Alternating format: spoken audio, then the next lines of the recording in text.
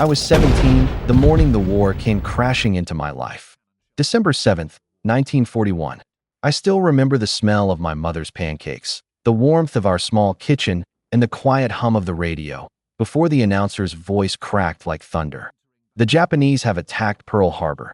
My father dropped his coffee, and the cup exploded on the floor, but none of us moved.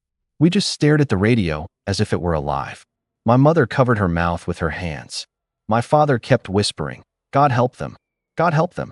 And all I could think about were the sailors burning in the harbor thousands of miles away. That night, sleep refused to come. I lay awake replaying the screams I imagined on those ships, the explosions lighting up the sky, the men trapped under the steel hulls pounding for help that would never arrive. I felt useless, small, afraid, angry, all at once. The next morning, I put on my only good shirt and walked straight to the recruiter's office. I didn't tell my parents. I think I just wanted to be brave for once in my life. But as I reached the door, I hesitated, my heart racing, my palms wet, until a Marine sergeant inside looked at me and said, "You here to fight, son?" And before I even knew it, the words slipped out of my mouth. Yes. When I signed the paper, my hand was shaking. The sergeant gave me a short nod and said, "Welcome to the Marines." I walked outside feeling taller, stronger, until I saw my mother standing at the corner, tears in her eyes, as if she had known all along. She didn't say a word. She just hugged me, tightly, as if she could somehow protect me from what was coming. A week later, I was on a train heading west, packed with boys just like me, some laughing too loudly, some trembling quietly, all pretending to be men. Boot camp tore us apart and rebuilt us from the ground up. The drill instructors treated us like clay to be shaped or broken. Every day felt like a battle, running until our legs stopped feeling like they belonged to us, crawling through mud thick as cement, firing rifles until our shoulders turned purple. I remember one night, after hours of conditioning, I collapsed on my bunk. The guy next to me, a red-haired kid from Texas named Miller, whispered, "Do you think we'll make it home?" I didn't know what to say, so I lied. "Yeah, of course." But deep down, a small voice whispered, "Some of us won't." After months of training, we finally boarded a troop ship headed into the Pacific. I stood on deck watching the American coastline disappear into the fog, realizing that the next time I saw home, if I ever did, I wouldn't be the same boy who left. The ocean seemed endless. Days blurred into nights, the waves slamming against the hull like distant artillery. The air smelled of salt, sweat, and fear. Some men prayed. Some wrote letters. Some stared at the water, imagining what waited beyond the horizon. I spent most nights on the top deck, thinking of my mother's hug, my father's broken coffee cup, and the burning ships of Pearl Harbor that pushed me into this war. When the island finally came into view, jungle green, surrounded by sharp rocks and black sand, the ship went silent. Nobody joked anymore. Nobody talked. The only sound was the distant thumping of enemy artillery hitting the beach. My sergeant walked past us and said quietly, "Remember your training. And remember, fear is normal. Cowardice is a choice." My heart was hammering so hard it hurt. I clutched my rifle so tightly my knuckles turned white. Then the order came. "Marines, prepare to land." The ramp dropped. The ocean exploded with bullets. Men screamed.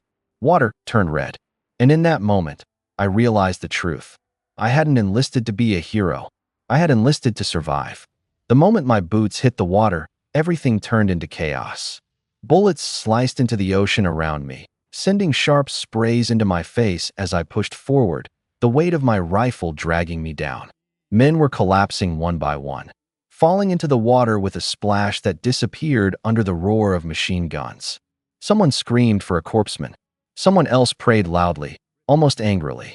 I kept moving, not because I was brave, but because stopping meant dying. When I reached the beach, the sand felt like it was breathing, exploding with every mortar that landed. I threw myself behind a jagged piece of coral, gasping for air, my whole body vibrating from fear.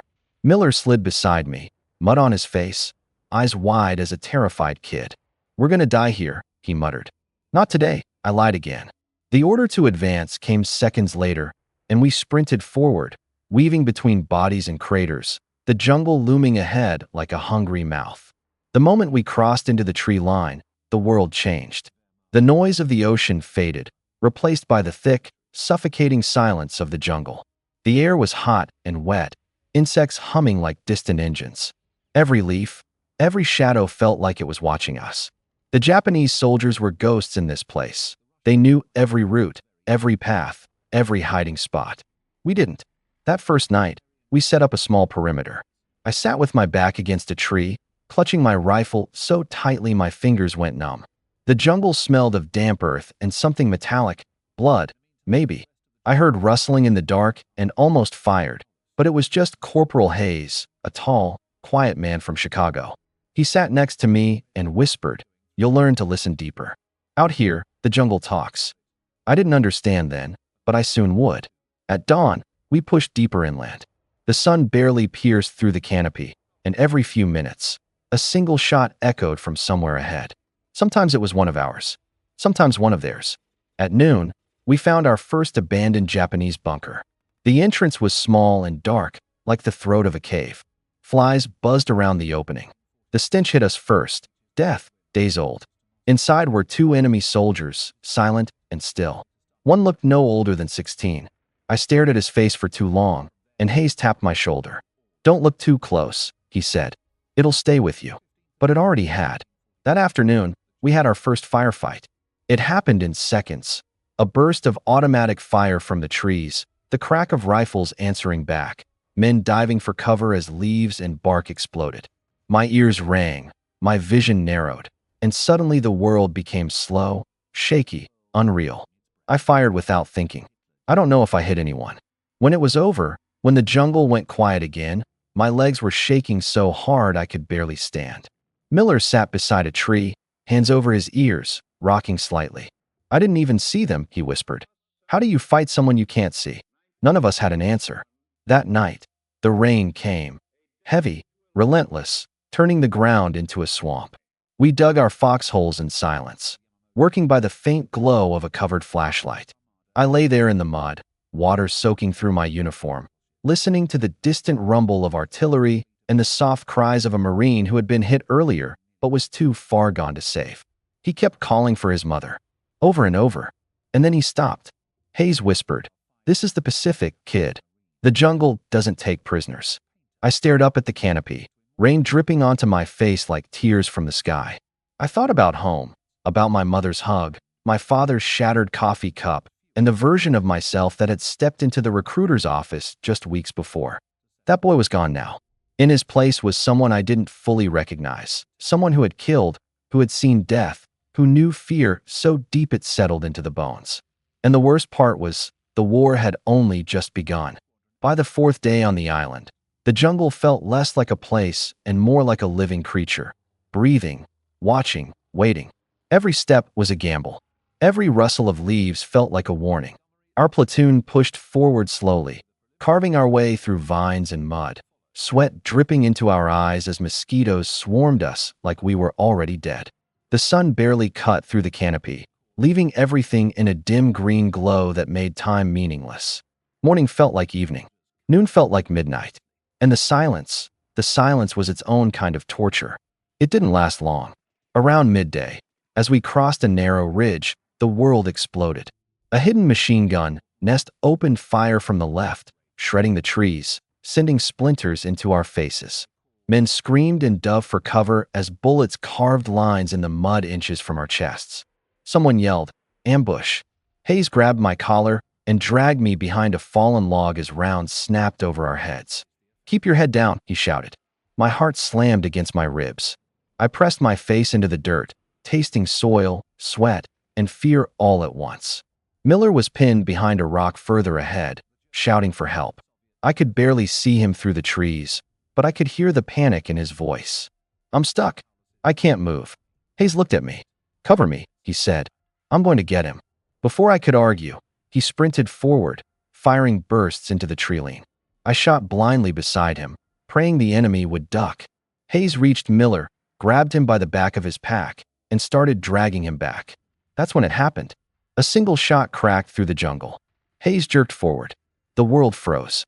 He fell to his knees, then collapsed face first into the mud, his rifle slipping from his hand. "Hayes!" I screamed. Without thinking, I crawled out from cover, bullets snapping around me like angry insects. I reached him, rolled him onto his back. His eyes were open, wide, confused, scared. Blood soaked through his uniform, spreading too fast. He tried to speak, but only a small gasp came out.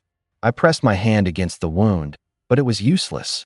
He grabbed my wrist weakly, like he was trying to anchor himself to something, anything.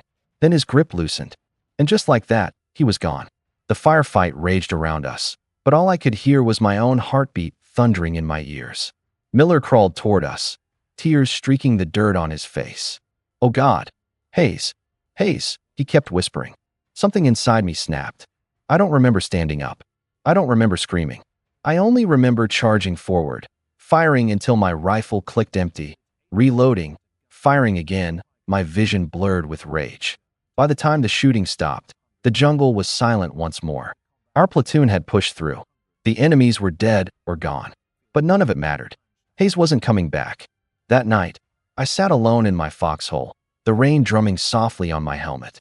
I kept replaying the moment he fell, the confusion in his eyes, his hand slipping from mine.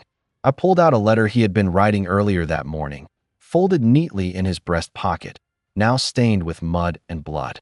The top line read, "To my sister, Anna." I held it in my hands for a long time, staring at the words that would never be finished. The jungle around me buzzed with life, but inside, everything felt hollow. The war hadn't just taken another Marine. It had taken a part of me too. And as I sat there in the darkness, surrounded by shadows and ghosts, I realized something terrifying. This island wasn't trying to kill us quickly. It was trying to kill us slowly, piece by piece, until there was nothing left to send home. On the seventh night, the jungle refused to sleep. The air felt thicker, heavier, as if the island itself was holding its breath. Our platoon was spread out along a shallow ridge, exhausted, hungry, and shaken from the ambush that took Hayes. Nobody talked much anymore. We just existed, breathing, blinking, listening, waiting. Around midnight, the rain stopped suddenly. The silence felt wrong, unnatural. You learn quickly in the Pacific that silence is the loudest warning. I was sitting in my foxhole, rifle resting on my knees, when I heard it. Faint footsteps, careful, deliberate, moving through the brush like shadows with weight. I tensed, gripping my rifle. Miller leaned closer and whispered, "You hear that?" I nodded. But before either of us could say another word, a flare shot into the sky, exploding with a blinding white light that turned the jungle into a ghostly battlefield. And then the shouting began. "They're coming. Front line. They're coming." Dozens of Japanese soldiers charged up the ridge, their silhouettes sharp and fast through the trees, rifles in hand, bayonets fixed. The flare light made their helmets shine like skulls. Our line opened fire instantly, muzzle flashes ripping through the night. The jungle erupted into chaos. I fired until my shoulder screamed, the recoil pounding through bone. Men were yelling, bullets cracking, grenades exploding in bursts of fire and dirt. The enemy kept coming, relentless, screaming battle cries that cut through the gunfire like knives. One of them reached our line, lunging toward Miller with his bayonet. Without thinking, I swung my rifle like a club, cracking it against the soldier's jaw. He fell, but another one rushed me, and suddenly we were rolling in the mud, his hands around my throat, his eyes wild and furious. I felt his knee press into my chest, pushing the air out of me. His breath smelled like soil and sweat and something metallic. He raised his bayonet. Pure terror shot through me. My hands scrambled for anything, and they landed on a rock. Heavy, wet, solid. I swung it into his temple once. He grunted. I swung again, and again, and again, until the screaming stopped, until he stopped moving, until my hands were shaking so violently I could barely hold the rock anymore. For a moment, the world went silent. Not peaceful, just empty. I stared at the man beneath me, at the blood pooling around his head, mixing with the mud, and I realized I had just crossed a line I could never uncross. The firefight was still raging around me, but my ears were ringing too loudly to hear anything. Miller grabbed my shoulder, shouting something I couldn't process. We fought like cornered animals until the last of the attackers fell or disappeared into the trees. When the final shot echoed away, The jungle seemed to breathe again. But we didn't. Our platoon was smaller now. A medic worked frantically over a Marine who was bleeding badly, his breathing shallow. Another man sat against a tree, holding his stomach as blood seeped through his fingers. Someone was crying softly in the dark. I walked away from the others, hands trembling, staring at the dried blood on my fingers. My stomach churned, and I fell to my knees, vomiting until there was nothing left. My body shook with a cold I couldn't explain. Not from fear, not from exhaustion, but from the realization that I wasn't the same person who left home. Killing a man wasn't a heroic moment. It wasn't cinematic. It wasn't righteous. It was raw, desperate survival. And it broke something inside me. Later, when the sky started turning gray, I took out a sheet of paper from my pack. My hands were still trembling as I wrote the first line. Dear Mom. But the words wouldn't come. What could I possibly tell her? That her son had become someone she wouldn't recognize? That the war was eating away at us one piece at a time? That I had taken a life with my bare hands? In the end, I wrote, I'm okay. Don't worry about me. I stared at that sentence for a long time. It was the biggest lie I had ever written. And the war wasn't done with. The days blurred together after that night. We moved constantly, deeper into the jungle, every step a gamble, every sound a threat. Food was scarce, water scarce, sleep nearly impossible. On the 5th day, our platoon was sent on a patrol mission along a narrow ridge above a hidden valley. The jungle was quiet at first, too quiet, and we all knew better than to trust it. I led the way, rifle at the ready, eyes scanning every shadow. Miller was just behind me, chewing the inside of his cheek, shaking slightly. Suddenly, the silence shattered, a scream, sharp and unnatural, echoing from the valley below. We froze. Then the smell hit us. Smoke and something acrid, metallic, like burnt flesh. We moved closer, careful, crawling over roots and mud. That's when we saw it. A small Japanese encampment, abandoned in a hurry, but not before horror had left its mark. Bodies of civilians, men, women, even children, strewn across the ground, some barely breathing, others already gone. Their faces were frozen in fear. The rain from earlier had mixed with the dirt, turning the scene into a grotesque painting. I vomited silently behind a tree. Miller's hand found mine, gripping it hard. What did this?" he whispered. No one answered. We continued through the camp, hearts pounding, until we found a small notebook in the mud, pages soaked, ink running. It was a child's diary. Simple words. Hopes for peace. Dreams of going to school.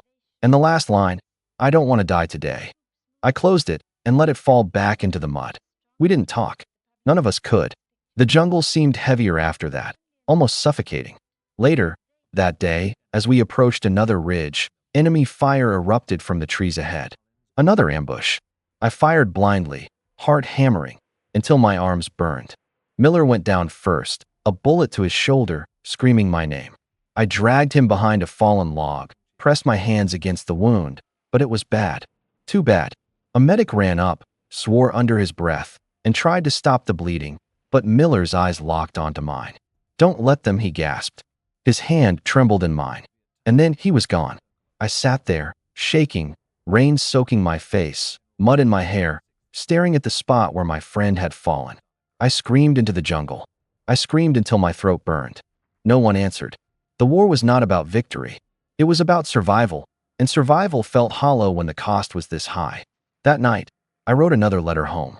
My hand was trembling so badly I could barely hold the pen. I wrote the truth this time. Mom, I don't know who I am anymore. I see things I cannot forget. I do not know if I will come back, but I promise. I am trying to survive. Pray for me. I folded the paper and placed it in my pack, praying it would someday reach her. And as I lay in the mud, listening to the jungle whisper and groan, I realized that this war wasn't just killing bodies. It was killing the boy I had been, piece by piece, and I wasn't sure if the man I was becoming would ever feel human again. Weeks passed, each one bleeding into the next. The jungle was alive with death, yet it pulsed with an eerie calm when nothing moved. Then came the orders, a major assault on a fortified Japanese position on the next island. Ships bombarded the shore before we even set foot on it, and the air smelled of salt, gunpowder, and smoke. I gripped my rifle as our landing craft hit the sand, waves crashing over the sides, bullets whipping past us like angry snakes. Men screamed, some falling instantly into the bloody water. I ran, dragging my legs through sand that clung to my wet boots, heart hammering, lungs burning. The beach was a massacre. I could see friends, fellow Marines, ripped apart before my eyes. Miller's face flashed in my mind, gone too soon. I ran forward, dodging fire, until I was in the shallow trench, surrounded by the bodies of those who had fallen before me. My hands shook uncontrollably. I heard a soldier behind me yell, "Incoming!" A grenade landed near the trench, and instinct took over. I grabbed it and threw it back. It exploded with a deafening roar, throwing mud and debris into the air, and I stumbled, ears ringing, vision blurred. Then the enemy was there, within the trench, face to face. I froze. He raised his rifle, but before he could shoot, I slammed my bayonet into his chest. His eyes met mine for a moment, wide with fear and shock. Then he collapsed. My body quivered violently. I had taken a life, a human life. I sank to the ground, the jungle screaming around me, and I realized I would never be the same. The battle raged for hours. The smell of blood, gunpowder, and sweat was overwhelming. I crawled over men, living and dead, helping where I could, firing when I had to, praying silently for survival. By nightfall, the position was ours, but the cost was unbearable. Dozens of Marines, friends, strangers, gone. I sat atop a hill, rifle across my knees, staring at the blackened ground below. The stars came out slowly, indifferent to our suffering. I took out my pack and pulled the letter I had been writing home each day. I wrote one more line. I survived today. I don't know if I will survive tomorrow. Pray for me. I held the letter tightly, letting tears mix with the mud on my face. That night, I lay awake, listening to the moans of the wounded and the whispers of the jungle. I thought about Hayes, Miller, and the boy I had been back home. Somewhere deep inside, buried beneath fear, anger, and guilt, I felt the faintest spark of something I hadn't recognized before: determination. I had survived this far, and if I could survive this, maybe I could survive the rest. But I also knew, with a clarity that burned through me, that every day forward would demand more than I thought I could give, and that survival would cost me a piece of my soul with each step. The war had not ended, and neither had I. The final battle was nothing like anything I had imagined.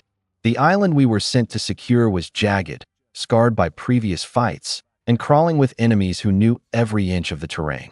The sun barely broke through the smoke and clouds, casting long shadows over the blackened sands.